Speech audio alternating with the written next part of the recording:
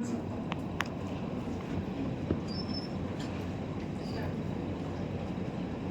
ऐसा दूध पिया जो रोके गति तूफानी? किसने ऐसा दूध पिया जो रोके गति तूफानी? यह जीवन का ज्वार चली उफनाती प्रखर जवानी।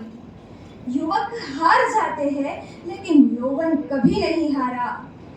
एक निमिष की बात नहीं है चीर संघर्ष हमारा। नमस्कार, वीर कुक्षी मां भारतीની આત્મજાના આપ સૌને જય ભારત।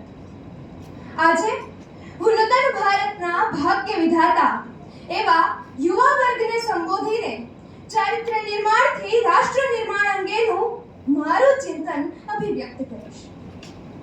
ગાયંતિ દેવાઃ કુલગીતકાની ધન્યાસ્તુ તે ભારત ભૂવિભાગે સ્વર્ગાપવર્ગાસ્પદ હેતુભૂતે ભવન્તિ ભૂયો મનુજાસુરત્વાत्। ધન્યોસ્મિ ભારતત્વેન। એ ધરા કે જેને શ્રેષ્ઠ ચરિત્રના હજારો મહાપુરુષો તથા મહાનારીઓની પાવન ચરણ રજનો સ્પર્શ થયો છે અને આજે એ જ ભારત વર્ષ ચારિત્ર્યહીનતાની ગર્તામાં ધકેલાઈ રહ્યું છે।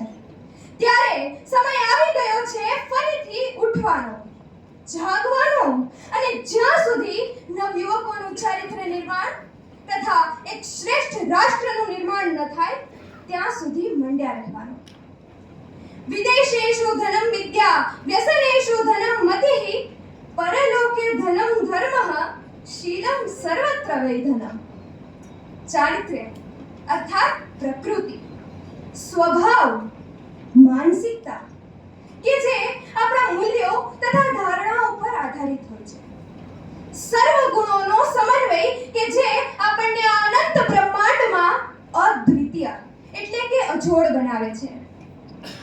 ચારિત્ર્ય એટલે આપણામાં રહેલું એક તત્વ કે જે મુનિ દધીચીના દેહ ત્યાગ, ભામાશાના ધન ત્યાગ, શંકરાચાર્યજીના ગૃહ ત્યાગ અને વીર ભગતસિંહના જીવન ત્યાગની પ્રેરણા પ્રદાન કરે। આજે હું તમને પૂછવા માંગુ છું કે એવો કયો દેશ છે કે જે અધિકતમ યુવા શક્તિથી પરિપૂર્ણ છે? ઉત્તર છે ભારત।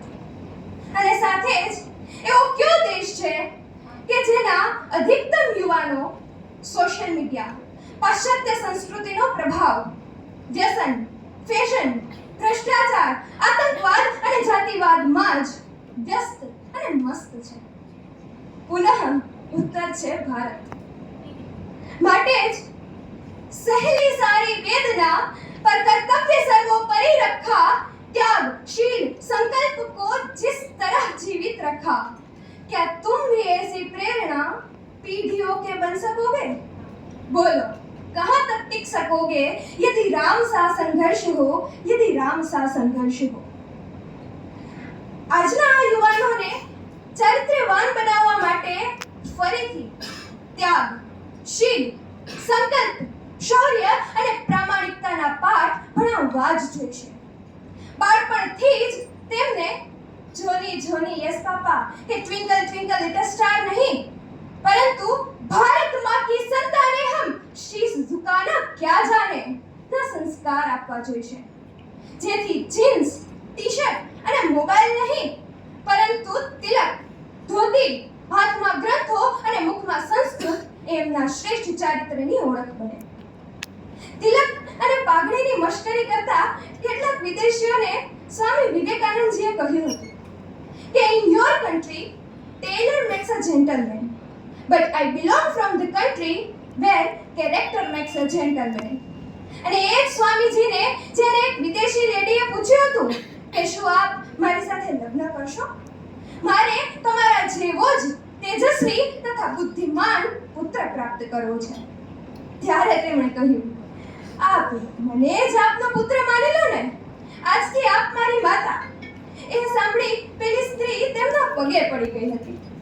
આવા જ શ્રેષ્ઠ તથા વિરલ ચરિત્રોમાંથી પ્રેરણા પ્રાપ્ત કરીને ભારતના નવયુવાનોએ એક શ્રેષ્ઠ રાષ્ટ્રનું નિર્માણ કરવાનું છે અને ભારત માતાને પુનઃ વિશ્વગુરુના સિંહાસન પર બેસાડવાના છે। निर्माणों के पावन युग में हम चरित्र निर्माण न भूले, स्वार्थ साधना की आंधी में वसुधा का कल्याण न भूले। भारत का कल्याण न भूले, भारत का कल्याण न भूले। जय हिंद, जय भारत। धन्यवाद।